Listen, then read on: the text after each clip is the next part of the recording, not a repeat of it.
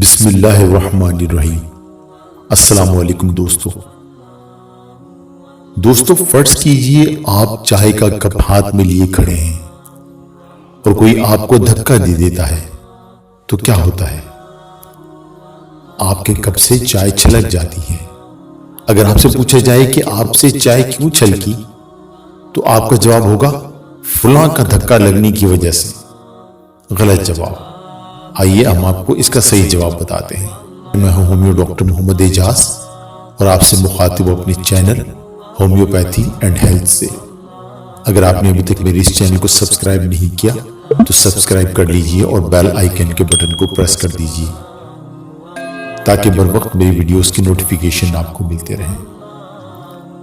دوستو درست جواب یہ ہے کہ آپ کے کپ میں چائے تھی اس لیے چھلکی۔ آپ کے کپ سے وہی چھلکے گا جو اس میں ہے۔ اس طرح جب زندگی میں ہمیں دھکے لگتے ہیں لوگوں کے رویوں سے تو اس وقت ہماری اصلیت ہی چھلکتی ہے۔ آپ کا اثر اس وقت تک سامنے نہیں آتا جب تک آپ کو دھکا نہ لگے۔ تو دیکھنا یہ ہے کہ جب آپ کو دھکا لگا تو کیا چھلکا؟ صبر، خاموشی، شکر گزاری، رواداری، سکون، انسانیت و وقار، یا غصہ، کڑواہٹ، جنون، حسد، نفرت و حقارت؟